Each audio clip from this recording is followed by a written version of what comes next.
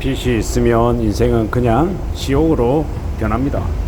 우리가 자꾸 잊어버리는 게 빚지고 사는 인생이 별일이 없는 무탈한 삶인 것처럼 착각하는 이야기가 되게 많은데 현실은 되게 냉혹합니다.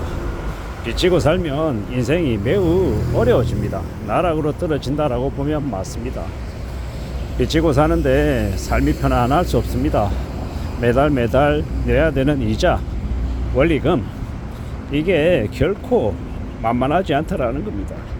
주택담보대출을 5억 6억 냈어요. 원리금으로 월에 200만 250만 원 내는 삶을 평온하다고 말할 수 있겠습니까?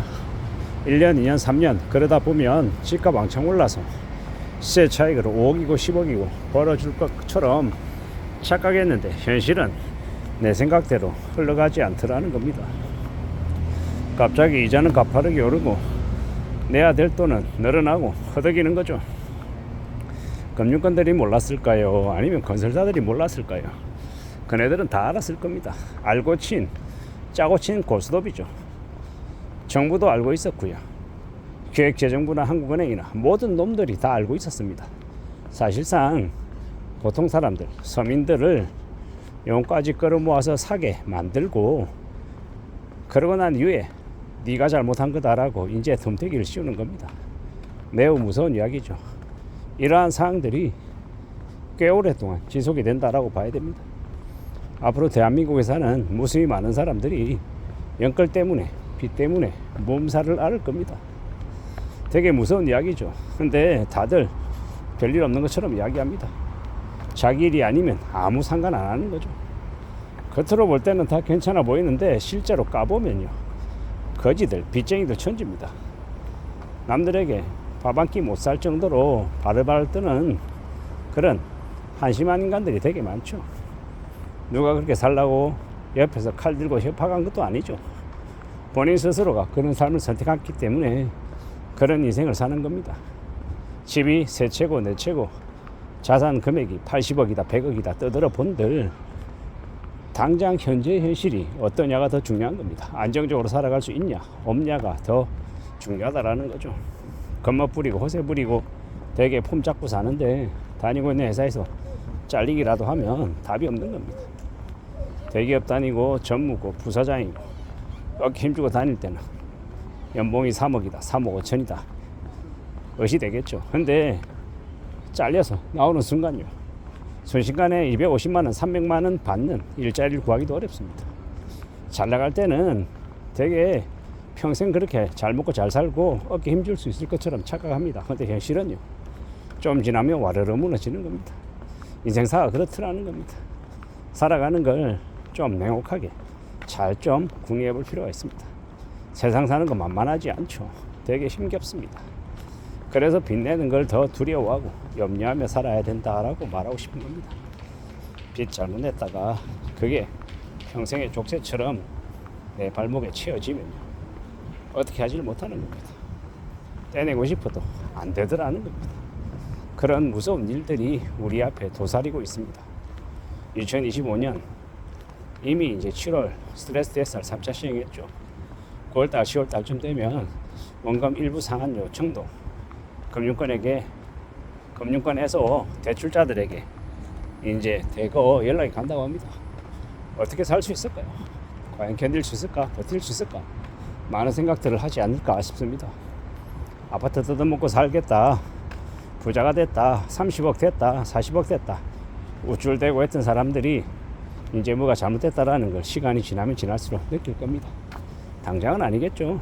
좀 더 이제 환상회로 희망회로 돌릴 시간은 그들에게 좀 더 주어지는 것 같습니다. 1년, 2년, 3년 말입니다. 근데 지켜보자고요. 기다려보죠. 좀 더 기다리면 정말 예사롭지 않은 이제 때가 닥칠 것 같습니다. 미치고 팔짱 뛰겠죠. 근데 되게 무섭게 생각해야 되는 건 한 번의 잘못된 선택으로 수십 년의 인생이 날아간다라는 겁니다. 이번에 연끌할 때 뛰어들지 않았던 사람들은 진짜로 천운이다라고 말할 정도입니다. 참 무서운 건요, 무서운 건 5억짜리가 15억 되고 20억 되고 더 올라갈 것 같다라는 그런 불안감 때문에 너도 나도 빚내서 뛰어 들어갔는데 뒤늦게 뛰어든 사람들은 호구가 된 거고요. 초기에 뛰어들어가서 실제로 팔고 나온 사람들은 진짜 위너가 된 거고. 참 이게 무서운 이야기죠. 뭐가 맞고 뭐가 틀리다 명쾌하게 이야기하기가 어렵습니다.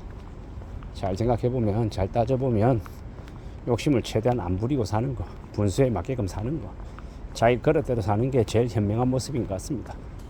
남들처럼 근사하게 번듯하게 살지 못한다 해도 그래도 무리하지 않고 욕심 부리지 않고 살면, 그러면 충분한 것 같습니다. 분수를 지킨다라는 게 별것 아닌 것 같지만 아주 대단한 용기가 필요한 겁니다. 남들하고 비교질 하고 내가 쟤보다 못한 게 뭔데, 내가 쟤보다 더 잘났는데, 이런 생각하면 탐욕이, 욕심이 나의 현명한 선택을 못하게 만들죠. 현명한 선택을 못하게 만든다라는 겁니다. 꽤나 무서운 시대에 살아가고 있음을 잊지 말아야 될 것 같습니다. 잘 생각하고 잘 따져보고 지내야 될 것 같습니다. 세상 사는 게 꽤나 살벌하다는 걸, 잔인하다는 걸 우리가 잊지 않아야 될 것 같습니다. 그래야 삶을 지킬 수 있다라고 봅니다. 꽤나 살벌한 시간이 지금이다라고 생각합니다. 사실상 IMF 시즌2라고 얘기하죠. 더 험난한 일들이 도처에서 벌어지고 있습니다. 10여 년 동안 자영업을 했던 고참이 가게를 닫습니다. 그리고 회사를 나온 선배가 다음 일자리를 구하지 못하고 있습니다. 실업급여를 받은 것도 벌써 시간이 꽤 지나서 이제는 아예 들어온 돈 자체가 없는데 어떻게 살아야 되나라고 고민하며 지내는 것 같습니다. 이런저런 여러 가지 어려운 상황 속에서 살고 있는 건데요. 잘 따져봐야 될 것 같습니다. 이 힘들고 어려운 난국을 어떻게 극복할지에 대해서 말입니다. 저 같은 경우에는 직장인이다 보니까 어떤 각오로 사느냐, 50대인 제가 지금의 이 어려운 난국을 잘 헤쳐나가는 방법은 뭡니까? 직장에서 오래오래 버티는 겁니다. 머무는 거죠. 물론 쉽진 않습니다. 성과를 내야 되고요. 결과를 내보여야 하고 그에 걸맞는 모습을 해야 오래오래 버틸 수 있지 않겠나라는 겁니다.